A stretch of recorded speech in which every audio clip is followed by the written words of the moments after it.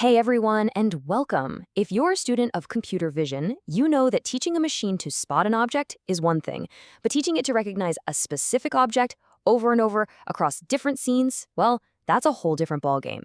In this explainer, we're going to break down a really cool framework that is totally changing how we teach machines to recognize vehicles. So here's the big question we're tackling today. This whole task is called vehicle re-identification, or VREAD for short. And it's the key to everything from managing smart city traffic to, just finding your car in a giant parking lot.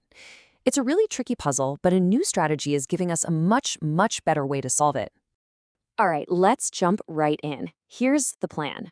We'll start by really nailing down the problem.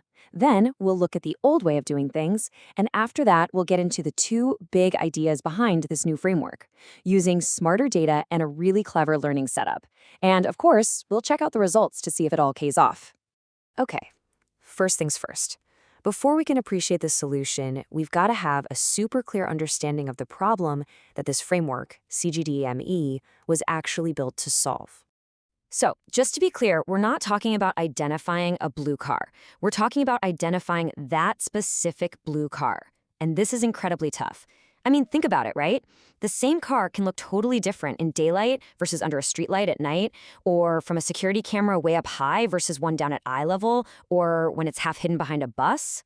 Now, to really get why this new approach is such a big deal, we need to take a quick step back and look at the philosophy that used to dominate the field. For a long time, the thinking was pretty simple. Just get more data. For instance, earlier models like VehicleMA were pre-trained on these gigantic datasets, like Autobot 1M, with over 1 million images.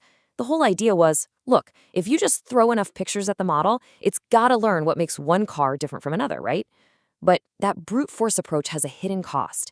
It ends up feeding the model a ton of noise, tons of duplicate images, and just plain irrelevant junk that can actually confuse the model and make it perform worse. And this slide, wow, this just perfectly shows the other big problem. Just look at the captions here. The old way, on the left, used descriptions that were basically spec sheets, length, width, height. But, I mean, can a computer actually see a car's width in millimeters from a photo? Not really. Now compare that to the caption on the right. It talks about things you can actually see, a prominent front grille, alloy wheels, that it's parked on a grassy area. This gives the model so much more real-world, useful context to learn from. And that, right there, brings us to the first huge breakthrough of the CGD-MAE framework. It's a real paradigm shift, moving away from just more data to something much better, smarter data. So the journey starts here with this absolutely massive number. 15.5 million. The researchers pulled together this giant pool of raw vehicle images from all sorts of public datasets. But, and this is the key, instead of just dumping them all into the model, they started a super rigorous filtering process. They use this really neat 3-step automatic curation pipeline. So first, they just pruned the dataset.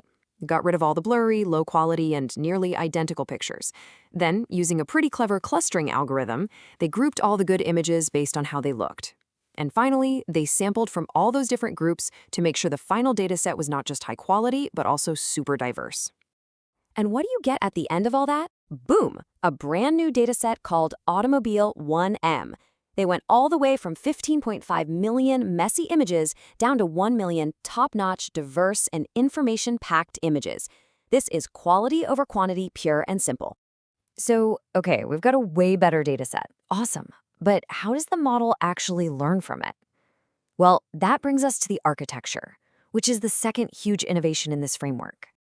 At the very heart of this thing is a technique called a masked autoencoder, or MAE. It's a really cool kind of self-supervised learning. Basically, the model gets an image, but most of it, like 75%, is completely blacked out, and its only job is to fill in the missing pieces. By forcing the model to solve this super hard jigsaw puzzle, it has to learn a really deep, solid understanding of what cars actually look like, their shapes, their parts, all their little features. Now, what's really fascinating here is how the framework beefs up that core MAE module. You can see our curated Automobile 1M dataset feeding in at the top, but look down at that bottom section, the one labeled CGD. That stands for Clip Guided Distillation, and it is the secret sauce. For anyone who doesn't know, Clip is this incredible model from OpenAI that deeply understands the connection between pictures and the words used to describe them. So, some older methods try to learn from tiny little patches of the image, But CGD-MAE does something way smarter. It distills knowledge at the global level. It looks at the big picture. It uses that powerful clip model to guide its learning based on the overall meaning of the entire image. And it ties that meaning to those rich natural language captions we saw earlier. This forces the model to learn high-level ideas, like sporty car, not just low-level things like the texture of a tire. Okay, so for all you students out there, this is the part you really need to get. CGD-MAE isn't a totally new V-Read ID model from scratch. It's a universal, self-supervised pre-training strategy. Think of it like giving a model a really good education before you send it off to its final job. It creates a much better starting point for the best models that already exist, like Transrate. You don't have to change their architecture at all. On top of that, it's super efficient. It adds almost no computational cost, especially since you can calculate all those guiding clip features beforehand. All right, the theory sounds fantastic, but does this fancy combination of smart data and smart learning actually work better in the real world? Let's check out the numbers. So what we're looking at here is the popular Transread ID model tested on a standard benchmark dataset called Very 776. When it was pre-trained the old way with vehicle MAE on that big, messy dataset, it scored an 85.6% on mean average precision, or MAP. Just think of MAP as a grade for how accurate the model is. But when you take that exact same model and just give it our new CGD-MAE pre-training on the curated dataset, its performance jumps all the way up to 88.3%. Now, a 2.7% absolute jump in MAP might not sound like a huge number, but trust me, in the world of computer vision benchmarks, that is a massive leap forward. It's clear proof that combining high-quality, curated data with better semantic guidance during pre-training is incredibly powerful.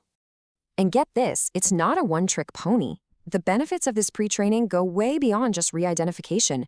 When you apply the same starting point to other car-related tasks, like recognizing attributes, say color or model type, or even segmenting out specific parts of a car, it boosts performance across the board.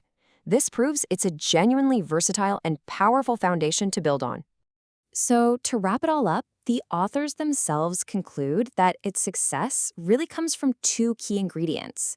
First, making that big switch to a large but carefully curated data set. And second, using those rich descriptions that sound like how a real person would describe a car to guide the model toward a much more human-like semantic understanding. And that kind of leaves us with this big final thought.